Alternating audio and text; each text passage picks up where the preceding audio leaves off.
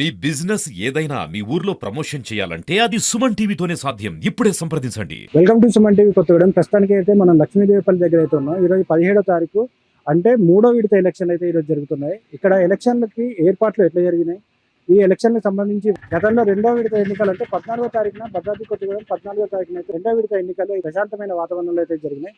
ఇక్కడ ఏర్పాట్లు ఎట్లున్నాయి, పోలీస్ సిబ్బంది కానీ అధికారులు కానీ ఎటువంటి జాగ్రత్తలు తీసుకుంటున్నారు, అదేవిధంగా ఎన్నికల గురించి ఇక్కడ ఉన్న ప్రజలు ఉద్దేశం ఏంటి, దీని గురించి పూర్తి వివరాలు తెలుసుకున్నారండి. అనేది ఎన్నో వార్డు అన్న?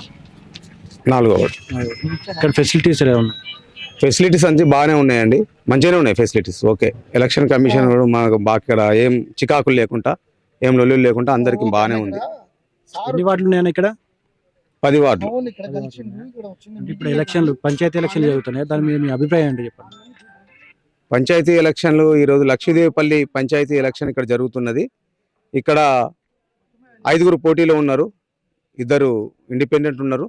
కాంగ్రెస్, సిపిఐ, టిఆర్ఎస్ ఈ ముక్కోన పోటీ ఉంది. ఇక్కడ ఏర్పాట్లన్నీ బాగానే ఉన్నాయి. కాకపోతే ఇక్కడ మీకు సిపిఐ గెలిచే అవకాశం ఉంది మాకు ఈడ. ఎందుకంటే కూననేని సాంబశివరావు గారు చేసిన అభివృద్ధి మరియు పాషా గారి యొక్క క్యాన్వర్సింగ్ వల్ల ఇక్కడ సిపిఐ క్యాండిడేట్ గుడిపూడి ఆదిలక్ష్మి గారి తప్పకుండా విజయం సాధిస్తారు. ఈ యొక్క ఏర్పాట్లు కూడా బాగానే ఉన్నాయండి. అంటే ఇప్పుడు పంచాయతీ ఎలక్షన్లు, ఇప్పుడు సర్పంచ్ కానీ వార్డు మెంబర్ కానీ ఇవి ఉన్నాయి కదన్నా, ఇవి జరిగితే మంచిది, జరగకపోతే మంచిది, అంటే దాని ఉద్దేశం ఏంటి మీకు? జరగాలండి. వార్డు మెంబర్ ఎలక్షన్ జరగకపోతే అభివృద్ధి ఉండదు కదా. అభివృద్ధి ఉండాలంటే కంపల్సరీ వార్డుకు, పంచాయతీకి ఒక మెంబర్ అనేది కావాలి. అప్పుడే మన పాలన కూడా దగ్గర అవుతుంది. కాబట్టి పాలన అందరికి అనుకూలంగా ఉంటుంది. కాబట్టి ఒక అభ్యర్థిని మనం పెట్టుకొని గెలిపించుకుంటే ఆ అభ్యర్థి మన ఏరియాలో ఎటువంటి ప్రాబ్లమ్స్ ఉన్నాయి ఏందన్నది అధికారుల దృష్టికి తీసుకెళ్తారు, ఎమ్మెల్యే దృష్టికి తీసుకెళ్తారు, మంత్రుల దృష్టికి తీసుకెళ్తారు. కాబట్టి ఇలాంటి ఎలక్షన్ జరగడం వల్ల తొందరగా అభివృద్ధి సాధ్యమైద్ది. ఎటువంటి ప్రాబ్లం ఉన్నాయి, ఏ ఊర్లో ఏ వార్డులో ఎవరికి ఎటువంటి ఇబ్బందులు ఉన్నాయి అనేది త్వరగా గవర్నమెంట్కి తెలుస్తుంది. కాబట్టి తప్పకుండా ఈ యొక్క ఎలక్షన్ జరగాలి. అన్న మొత్తం ఎన్ని పోలింగ్ బూతులు ఉన్నాయి, ఎన్ని సెంటర్లు ఉన్నాయి? ఇక్కడ మొత్తం 10 వార్డులు ఉన్నాయి, 10 బూతులు ఉన్నాయి.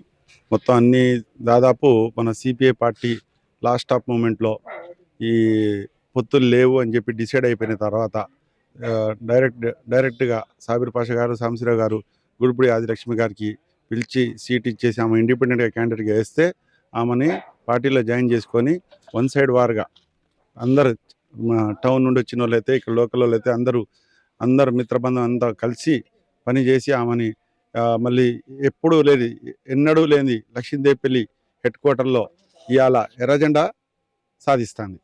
లక్ష్మీదేవి పంచాయతీలో ఏర్పాట్లు ఎట్లున్నాయి? బాగుందండి. ఇప్పుడు దాకా ఈసీ పెట్టిన ఎలక్షన్ డిపార్ట్మెంట్ పెట్టిన దాంట్లో ఇలాంటి లోటు లేవు, అన్ని స్వయంగా బాగా జరిగినాయి.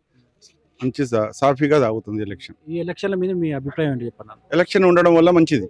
ఎందుకంటే వార్డు మెంబర్లు, సర్పంచులు ఏదైనా సమస్య ఉంటే ఎమ్మెల్యే గారి దృష్టికి తీసుకుపోయి మన మంత్రి గారి దగ్గర ఏదైనా లోపాలు ఉంటే దాన్ని సరి చేసుకోవడానికి అవకాశం, నిధులు కూడా సెంట్రల్ నిధులు కూడా మనకు పంచాయతీ ద్వారాగా డెవలప్మెంట్కి వస్తాయి. అన్న చెప్పండి, ఇక్కడ ఏర్పాట్లు ఎట్లున్నాయి? ఏర్పాట్లు అయితే చాలా బాగున్నాయి. ఇంకోటి ఏంటంటే ఈ ఎలక్షన్ ద్వారా మనకు అర్థమైంది ఏంటంటే సిపిఐ కొత్తడానికి ఒక కంచుకోట లెక్క అవుతుంది. మనం చూసుకున్నట్లయితే బాబు క్యాంప్లో కూడా మొత్తం వార్డులు మనకే వచ్చినాయి, మనం రామాంజీ కాలనీలో మనకే వచ్చినాయి.